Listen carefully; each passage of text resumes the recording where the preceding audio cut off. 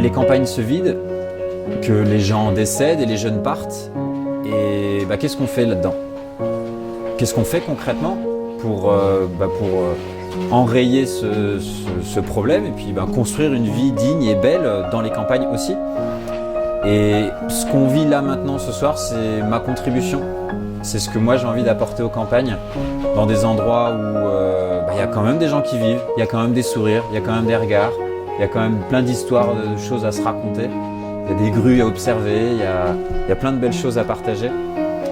Encore faut-il y revenir dans ces campagnes et c'est ce qui m'a amené à aller faire des photos. Toutes ces photos qu'il y a autour de vous et celles qui sont dans le livre Osons la pause que j'ai écrit sont des photos que j'ai prises en Haute-Marne. Parce que, au-delà du besoin économique d'aller trouver un travail en ville, j'avais aussi l'impression d'entendre ah oui mais non mais ce qui est beau c'est l'océan, ce qui est beau c'est la montagne, ce qui est beau c'est les grands lacs, mais les campagnes au fin fond des terres, il n'y a rien à y faire, c'est moche. J'ai comme une petite intuition que non, c'est pas une question de... Il y a des endroits plus beaux que d'autres, c'est une question de regard. Donc j'ai lancé une collecte de fonds sur internet pour obtenir suffisamment d'argent pour pouvoir imprimer ce livre Osons la pause et aller le présenter dans ces fameuses campagnes. Aller dans des endroits insolites, dans des endroits où il n'y a pas des budgets pharaoniques pour pouvoir faire venir des gens qui ont envie de partager leur travail. Donc je viens ici gratuitement et c'est ma façon de pouvoir vivre cette vie de manière chouette et avec enthousiasme et avec joie. Des idées, on en a. De l'argent, on finit toujours par le trouver. Des bras pour faire, on n'en manque pas. Du temps, on n'a que ça devant nous. Et néanmoins, il y a toujours plein de problèmes. Pourquoi ? À quel endroit ça bloque ? Que ce soit de toutes petites structures ou de grands organismes gouvernementaux, là où ça bloque, c'est sur la confiance entre les gens.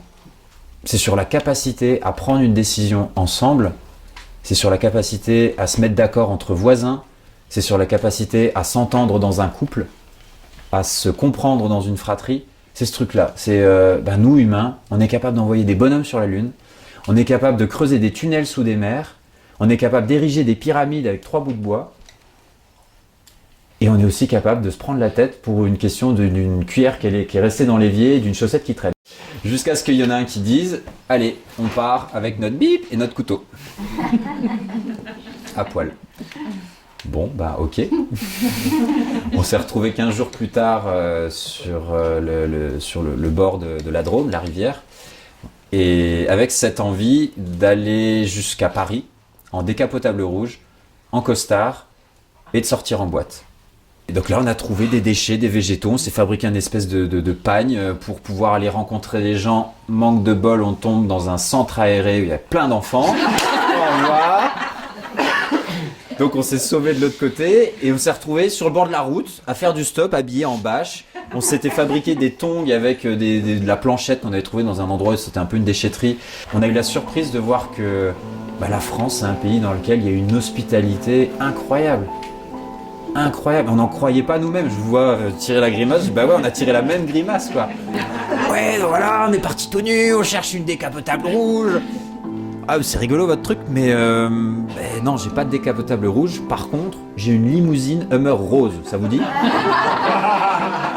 Et là, ça nous a permis de voir combien les barrières qui faisaient qu'on ne pouvait pas vivre nos rêves, c'était celles qu'on avait dans la tête.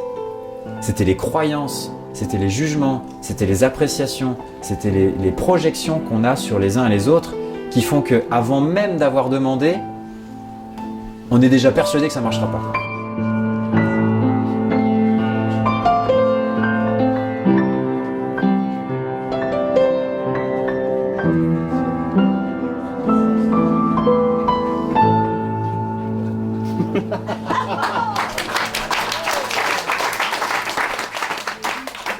Eh bien, vous avez devant vous le plus grand menteur de la soirée qui disait qu'il n'était pas musicien. Merci beaucoup. C'est une super expérience. Tu veux bien mettre un peu plus de mots? Qu'est-ce que ça... Ça donne confiance au fait qu'on peut faire de la musique sans la connaître. Il est là. Très agréable. Le petit secret que je leur ai dit à l'un et à l'autre, c'est de ne toucher que aux touches blanches ou que aux touches noires. En fait, la constitution du piano fait que ces touches-là, les noires ensemble et les blanches ensemble, sont harmonieuses. Donc forcément, on fait ce qu'on veut. La notion de sonner faux n'existe pas. Alors, quand on n'a pas connaissance de ça, un piano, ça fait terriblement peur. Ça a l'air d'être l'instrument compliqué par excellence. Ben, un humain, c'est pareil. Il suffit d'avoir la connaissance de à quel endroit il vibre. C'est quoi ces touches blanches et ces touches noires à lui. Et une fois qu'on a cette connaissance-là, ben, on peut jouer avec cet humain. Et c'est facile.